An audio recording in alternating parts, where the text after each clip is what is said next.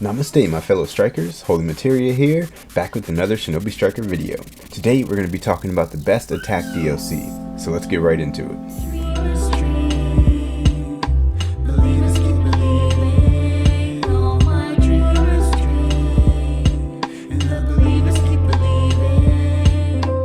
Okay, so like I said before, there aren't any bad attack DLC.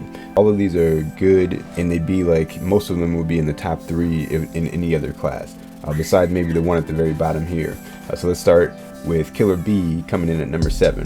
So like I said, he's still not a bad DLC, he's just not as good as all the other attack DLCs. I'd still put him in like B tier right now.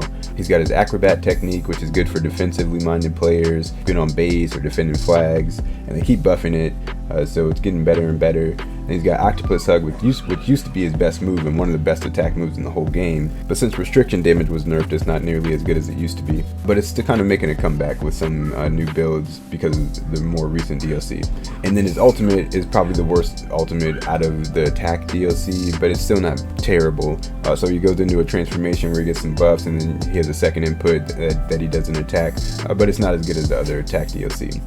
So yeah, I say Killer B is number 7, clearly number 7, and pretty much from here it's a toss-up. So all these, this is just my personal ranking, but all the ones after this are pretty much, until you get to the top 3, they're kind of even. So coming in at number 6, we got Hashirama. So like I said, he's still a great DLC. Even though he's from season 1, he's still got good moves. His Wood Dragon is great. It's useful in pretty much every game mode on all kinds of builds, since it gives you your health back. His Laughing Buddha Jutsu is not very good, even though that's my favorite attack move. Like I think it's cool, but it's just not all that great, and it's hard to hit with. His ultimate is good on things like base and flag where people are standing still, and it's good on combat if you're combining it with your teammates' ults that can stun people. But it's still not the best attack DLC ult. Alright, so coming in at number 5, we got Might Guy. And like this right here should show you that how good the attack DLC are, because Might Guy is a great DLC, and he's arguably the 5th best DLC of the attack types. Because there's like nothing wrong with this DLC. All his moves are good. Dynamic Entry is one of the most meta attack moves in the game. Youthful Roar is good in lots of different situations, and then his ult is great, but even though it kills you, but it's still, you can usually get more than one person with it. And even if you kill the healer, like in a combat match, it's a fair trade, or it's an advantageous trade for the attack types team. So yeah, Might Guy is great. He's not, I got him at number 5, but he could be number 4. A lot of these are interchangeable because the attack type DLCs are so good. But coming in at number 4, we got Minato. His Flying Raijin level 2 is still good. It's still useful in lots of different builds. Even with all the new like charging attacks that have come out, it's still a good move, and you still see it. And his Flying Raijin level 1 is good in situations like with flag battle, and it kind of gives you like an extra sub in a way. And then his ult is one of the most meta ults in the game, because it's basically a guaranteed one-shot to at least one player. So like in combat, it's an easy kill on the other team's healer, and it has no downside. So unlike Might Guy's ult that kills the user, Flying Raijin level 3 is just basically a guaranteed hit. I mean, it acts funny sometimes, but it's pretty much a guaranteed kill. So yeah, on the strength of that ult especially, I got Minato at number 4, but I could see him being number 5 and Guy being number 4. But so this is where it gets tricky for real though, because the whole list is tricky, but top 3 is really tricky because they're all 3 so good. So right now I'm going to put Shisui at number 3. Well, all the top 3 have, all their moves are super meta, even more than the ones below them. So yeah, I got Shisui at number 3 right now. Oberoguruma is still one of the best moves in the game, whether it's attack or any other class. It gives you so many buffs, it has a short cooldown, and combined with other things, it's almost unstoppable. Even though they've nerfed claws, so it's not as bad as it used to be, it's still really, really good. His second ninjutsu, Uchiha style Halo Dance, isn't nearly as good as Obero, but it's still a good move. It's just that Obero is super overpowered. And then his ult is one of the best ults in the game, especially in flag. It's basically a free flag carry. Once you cap the flag and use Kodo, it's over. It basically blinds the enemy team now. Like, they made the effect more dense, so it's harder to see, and then it also reverses your controls, like if you get hit with nervous system rupture. And then and that's after you activate the second part. So before you activate it, you get infinite shotgun basically. So yeah, that ult is super meta, especially in flag. It's almost unbeatable in flag battle. So yeah, Shisui is definitely at least top 3. He might be higher depending on who you talk to. Coming in at number 2, we got Kawaki. So before he got nerfed, I would have said he was number 1. He's still arguably number 1, but I'm gonna put him at number 2 for right now.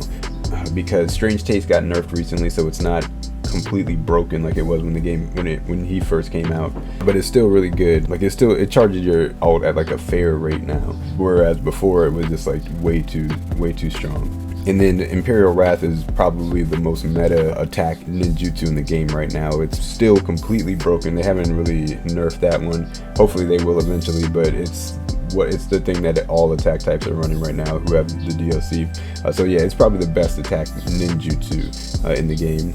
It takes away your sub, it's unblockable, it has good tracking, it goes far, and then it has a second part that you can combo into it later after like you combo and stuff. So yeah, it's broken. It was way worse though before they nerfed claws. Like there are a lot of attack moves that were straight broken until they nerfed the scientific ninja tool claws, but now that they've done that, a lot of these things aren't as bad as they used to be, and Imperial Wrath is included in that. So it's still a really overpowered move, but it's not as broken as it was before they nerfed the claws. And then its ultimate is a one-shot. It's huge. It covers a huge area. It's easy to get off. Sometimes it acts glitchy, but if it does it right, it's pretty much impossible to miss as long as it doesn't act weird. Yeah, it's a really good ult, but it's not as good as the ult for number 1. So coming in at number 1, we got Adult Naruto, or Naruto Boruto version.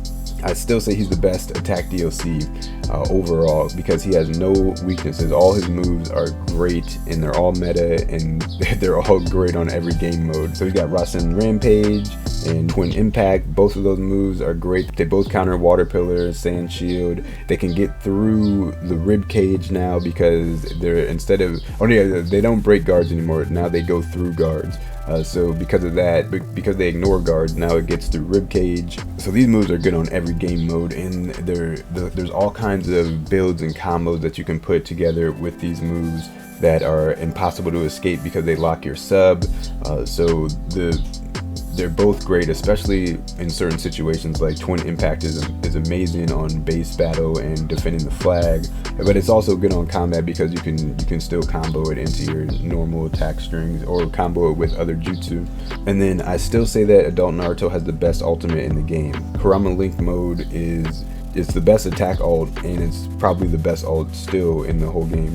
It just has so much utility and it helps your team more than any other attack type ult. But along with helping your team, it also is overpowered for the users themselves. You get all kinds of movement buffs when you first get it. It gives the user their health back instantly. Your teammates regenerate health over time, and everybody gets their ninjutsu back. And you get an action speed buff. So your tracking, your movement speed, your jumping ability, everything is enhanced, and it looks dope. It's one of the best looking ults too.